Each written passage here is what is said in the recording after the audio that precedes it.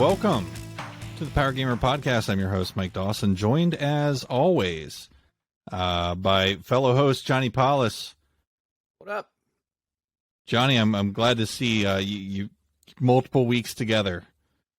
No vacations, which I guess is a bad thing, right? No vacation. It means you were probably stuck at work all this past week. Yeah, I mean, work was fine, and I had 2 gigs this weekend, and this was the first time since getting Corona that I was able to do back-to-back. 2 weeks prior, I was booked Friday and Saturday, and the Saturday one was going to be a 4-hour all day out in the sun at Red Eyes. After I did the 3-hour gig the night before, I immediately texted the people for the Saturday gig and canceled because my voice was already blown out from the 3-hour gig. And that night, I was going easy on myself. I really was. I wasn't pushing as hard as I normally do, and I barely made it through the 3 hours. I was like, I'm just going to go embarrass myself if I go do this gig. So I backed out of that one. But this past weekend, I was booked Friday, I was booked Saturday, and I'm glad to report I am back to 100%. I absolutely slayed last night. It was awesome. So I'm feeling good. My voice is back to 100%, which is nice. That Rona fucked up my voice box for probably about a month. I'm home hopefully for the next week, which is something new for me to say. Indeed, You bet you have been getting around for sure. Traveling all over the place, and it's time to get caught up on all these games I've been playing. Made a lot of progress today, especially, so that feels good. But yeah, I mean, when you travel for work, like if you wake up in a place that's not your house because of work, you are working for 24 hours, essentially. Yep. Yeah, I agree. And I don't have to do that super often, but when I do have to do it, I have to do it a lot. And I know I've got more travel this month that I need to put in, but I have made the executive decision that I'm not going fucking anywhere this week. I'm just staying put because hell yeah, I'm tired. All that traveling, man. I've been racking up Hilton points like nobody's business. But did you get some gaming on the Switch though? I'm assuming. I didn't really get much done, no, because my days were fairly long, especially this past week. So yeah, I really didn't get anything done until this weekend. That being said, I was super productive this weekend.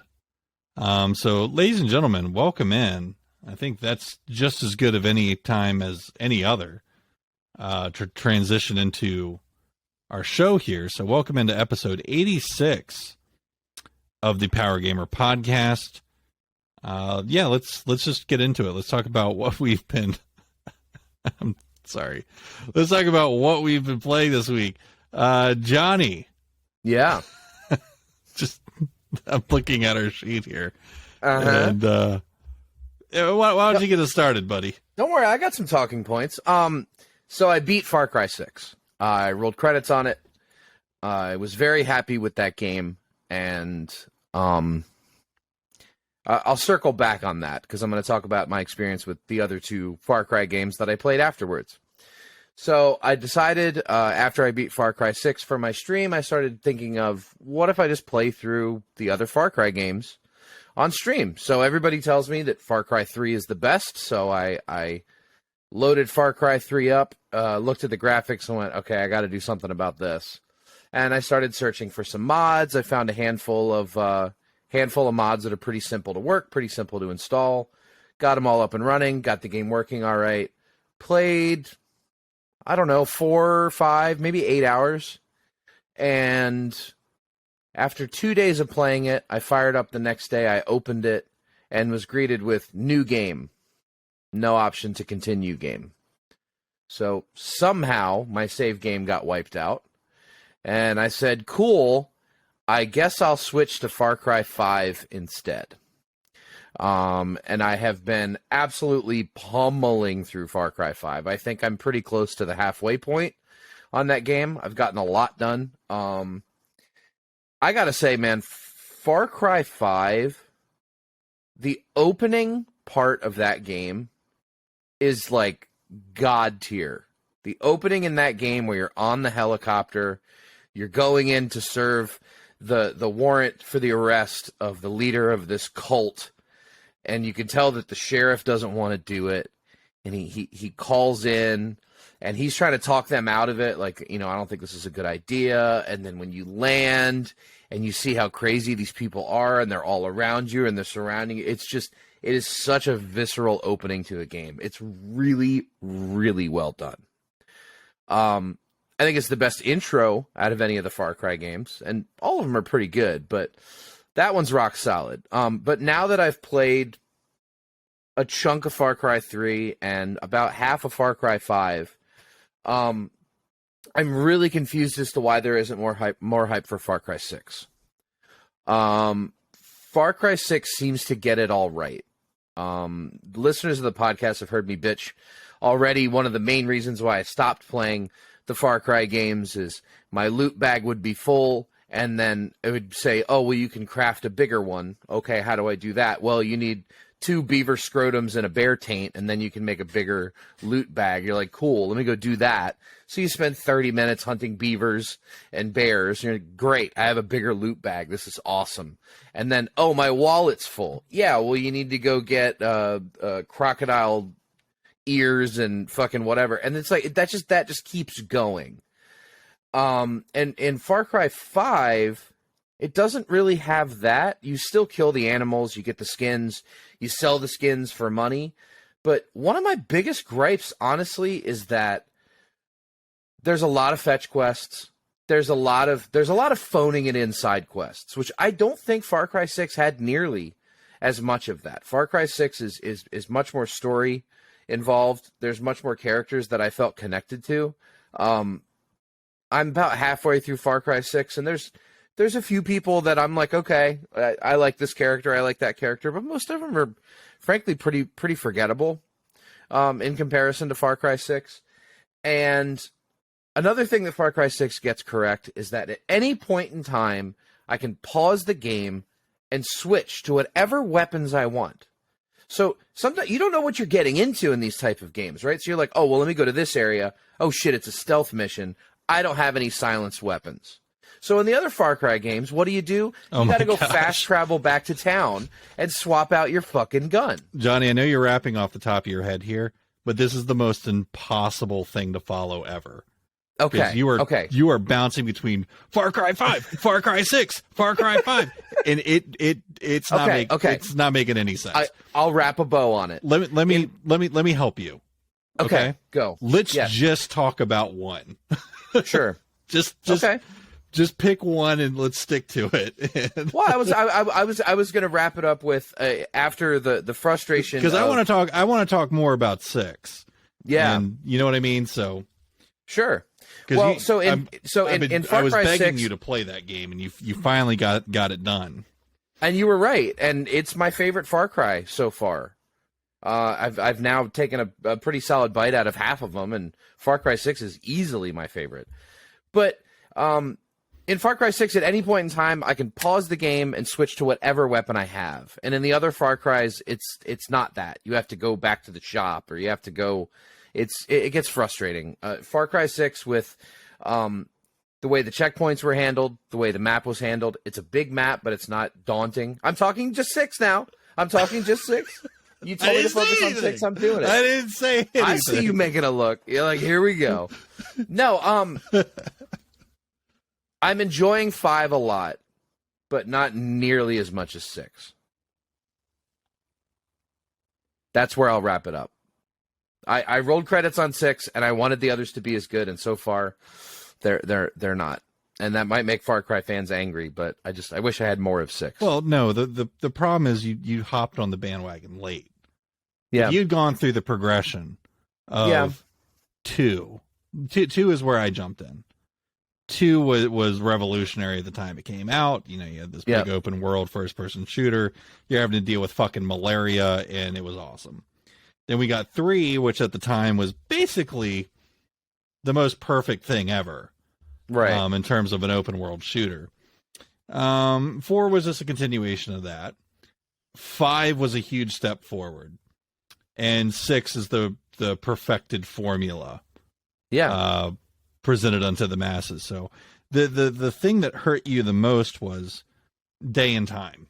It's really tough to go back and play the previous games after you have experienced the masterpiece that is Far Cry 6. Yeah. And it's not even possible to fairly score them. That's very out true. of order. Yes. Because it was time and place, like supremely time and place with that series. I mean, you got to think about it. Far Cry 2, that came out like when Assassin's Creed first came out. Yeah. Oh no, it's old. It's old, man. Mm-hmm. So yeah, and I mean, I like in your speakings of Far Cry 5, you know, still having to go out and do all this stupid stuff for bag upgrades. But let's just 86 all that though. Let's talk about Far Cry 6, which you completed. Sure. Yes. I guess just a couple of rudimentary questions. Do you recall about how long it took you to complete Far Cry 6? You know, I should have looked at my playtime. It feels like 30, 40-ish. Yeah, I got through it pretty quickly when I played it. I think I spent about 30 hours on it. Yeah. To complete Far Cry 6. And I mean, I beat the fuck out of that game. Yeah. Well, and another one of the things narrative-wise that I've noticed from 6 that I'm missing as I go back and play these others is in 6, all the cinematics and stuff that happened, the camera backs away, and I see the character that I'm playing, and my character has dialogue and is experiencing things and learning things and making friends and celebrating. And so far from what I've seen of 3 and 5, it's always first-person perspective. Mm-hmm. My character doesn't really have a whole lot to say. They don't actually exist. Yeah, Danny is a very important character in the story of Far Cry 6. Absolutely. I completely agree. And that's one of the biggest departures in Far Cry 6 that I have not seen in the others, and I really am missing it. I feel like I'm just a walking stick with guns that, you know, people talk at, but I don't really have much to say to them. That was very much a trend in first-person shooters. Very, very true. Forever. Yeah, no, I'm not blaming that on Far Cry, but I'm just saying it's something that I think they've gotten correct in 6, and I hope they stick with, because it's very, very effective. Yeah, and you played the game, and I would say you're probably in the minority. You played the game as male Danny, whereas I did not. I picked. In a way, she almost felt like the canonical pick to me, but I don't know if you felt the same way about your selection. I picked it on a whim. I didn't give any thought to it whatsoever. I didn't Google which one was considered better. I don't know. I just loaded the game and said, I'll play a dude. I'm saying he probably, to you, never felt out of place? No, not once. Okay. Yeah, and I had the same vibe from female Danny, but I guess there's not really anything consequential that takes place in the game that would really say you need to be one or the other. Yeah. You know, it's not like in one of my favorite rekindled topics, Cyberpunk 2077, where the gender and the voicing of the character you pick can have some impact on the actual game that you play. Very true. Yeah, so Far Cry 6 I thought was a really interesting game. Now that I guess we've both played it, we definitely missed out on it in 2021. I kind of agree. I got to it really early this year because I knew it was something that I wanted to play, and I could tell that it was pretty farly improved on the previous entries in the series. So I don't know. What would you say your gut score on Far Cry 6 would be? You just had to feel it out and spit out a number. What feels right for that? 9.1? 9.2 somewhere. I mean, it's up there. It's 9 territory. It's 9 territory, and that's if I say 9, that means I really, really, really liked it. No, this game would 100% be in my top 10 for 2021, and I apologize to the developers of Far Cry 6 that we missed you on the list. We didn't get to it in time. Game came out so late into the year, and this is not our full-time gig yet, so we can't play games the moment they come out. I think I'm at about an 8.6 with Far Cry 6. 9 territory for me is like masterpieces, so like BioShock would be like a mid 9 to me, but everyone's different. I mean, you could certainly have it in that company, but I thought the game was incredibly strong. I thought the story was really good, but my main knocks on it were, it can be a little repetitive. Yeah, and there's a lot of checkpoints. There's a lot of those checkpoints that you have to capture. And that's just the nature of a Far Cry game, but it's the nature of a Far Cry game, and I think it does hold it back a little bit. And when you do complete the game, all of this time and all of this energy you've been pushing into it just sort of ends abruptly. The ending was a little abrupt. Yeah. They didn't do a really good job wrapping things up. And, maybe in part that's because they have the whole living world after you complete the main campaign, which I think is dumb as fuck, because who's really sitting around playing that? Yeah. Not me. Trophy chasers. Yeah. People want to plat a game, they're doing it, but otherwise. Yeah, so that was my main complaints with it, is I thought the game ended really abruptly, and just the repetitive nature of a Far Cry game. So now that you say that and you bring up the point about the end, I think you're right. I think I'd probably go closer to like 8.8, 8.9. It's close to a 9. I'm at 8.6, which means it's a definite like must play. It's a must play. It's a must play. Yeah, I agree. But I'm not going to defriend somebody if they haven't played it like I would if it was BioShock. Could we be friends if I didn't play BioShock? Probably not.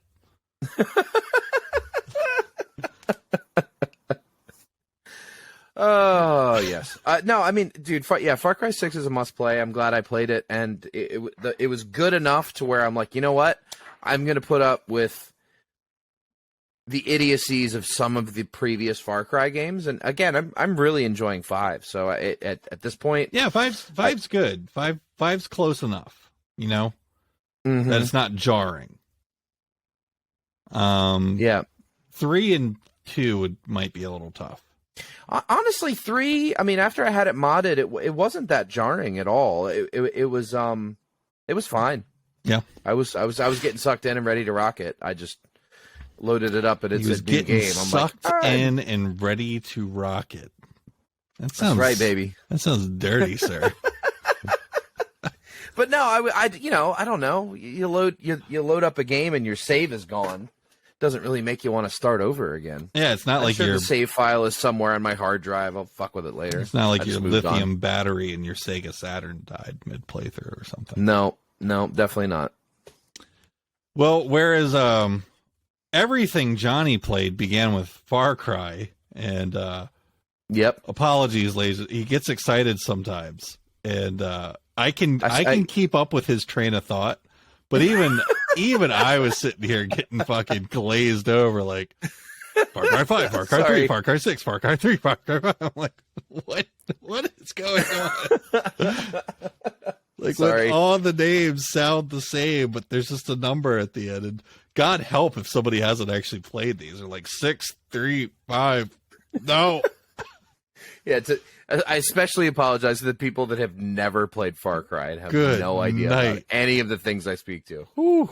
But you know what? There's going to be some listeners who have played the whole series, and they're going to be like, he's right on the money. Nailed it. Oh, yeah, no, definitely. Yeah, there's anyone who has played all of them, you made perfect sense to. Okay, good. There we go. But the other 99% that's fair. What the fuck? That's fair. All right. Okay. What about you? What are you playing? My turn. I've been playing way too much of yet another mobile game. I do like to talk about the mobile games that I play here because I don't know. I like mobile games. Unsurprisingly, it's an F1 related mobile game. It's called F1 Clash. I've been playing it since 2019. I didn't know you liked F1. Who knew? But it's a little F1 manager type game, not nearly as in depth as the one that just came out on consoles. Worth a play if you like managing race cars around a short 8-lap race. You have to manage their pit stops and tell them when to push and when to hold off and make sure they don't run out of fuel, that their car doesn't break down, or that their tires don't blow out. It's a little management game that features F1 cars. And it's pretty fun. So I've been playing way too much of that. Now into the, I was going to say the real games I've been playing, but like our diehard mobile fan base is like, but they are real games. It's like, okay, calm down. I know they are. I know they are. LiveALive. Let's talk about LiveALive a little bit. So, just before we came on here tonight, I have completed now all but one chapter. So I have just the distant future remains. So everything else in the game now I've beat, and I gotta talk about the two latest chapters that I've tackled, because I talked about the prehistoric one where I'm throwing poop and farting on all of my enemies. Mm-hmm. I talked about, as one does. I talked about the ancient, the Wild West. Well, Kung Fu with China. Oh, that's right. Yeah. The Kung Fu Master. The Wild West. Yep, that was fun. The Shinobi of Japan. That was a cool level. Running around doing stealth shit. So this past week I beat Modern Day and Near Future, which are like the two least interesting sounding time periods that I've presented in that list. So most of this game plays like a traditional RPG, just in bite-sized, 2-hour snippets, we'll say. Right.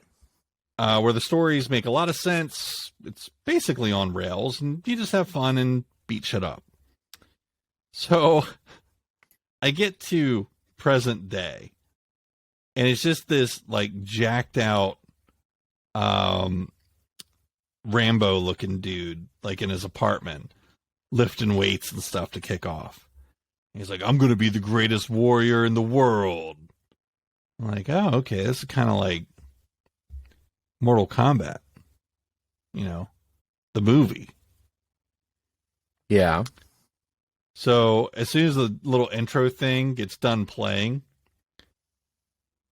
a fighting game character selection screen comes up, and it says, choose your opponent. And there's 5 opponents. I'm like, wait a second.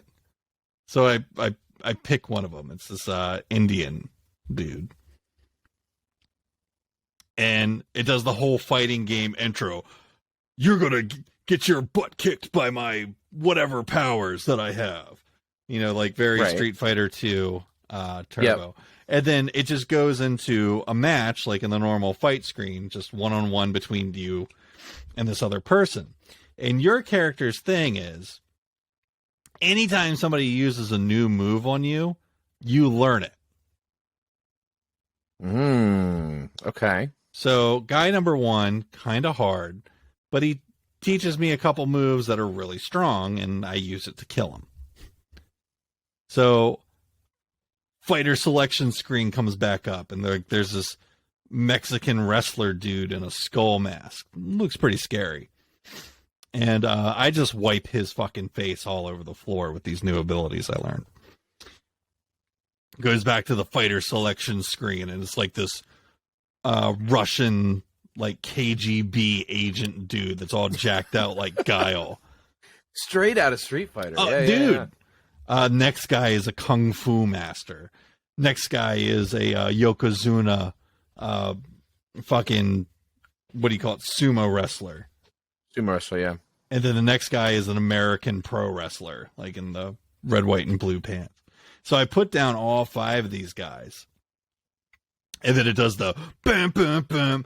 A new challenger approaches. Like, what is going on? It's this dude that looks like fucking Dwayne The Rock Johnson. Okay. And you have like this big showdown, and I kick the shit out of this guy.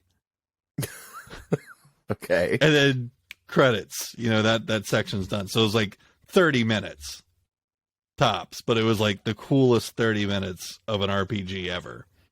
No, that's awesome.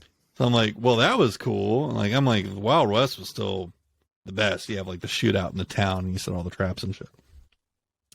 So then I'm like, well, let's just go into the near future, right? Let's check that out. Near future just looks like current day. So it's not like futuristic at all.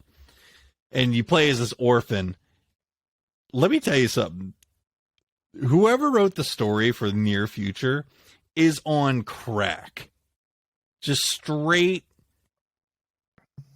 potent fucking crack. Okay. It starts off like with the orphan story. And you're like, all right, I'm the orphan.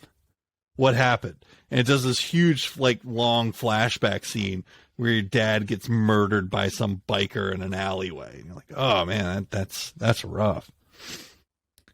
And then these same bikers, like, you wake up on a bench in a park suddenly, and these same like biker gang just out of nowhere pick a fight with you. And then this dude with like bright green guile hair rolls in a motorcycle, hops off and says, "No way, dude," and starts kicking all their asses. And so you beat up this biker gang. And then the dude's like, "You need a ride back to the orphanage?" I'm like, "Hell yeah, I'll take a ride back to the orphanage." So we go back to the orphanage. And I go inside, and the quest is to help this girl like change a TV channel. And then go wash your hands. What the fuck is happening? Okay. I'm with you. So I wash my hands, right? And then I go back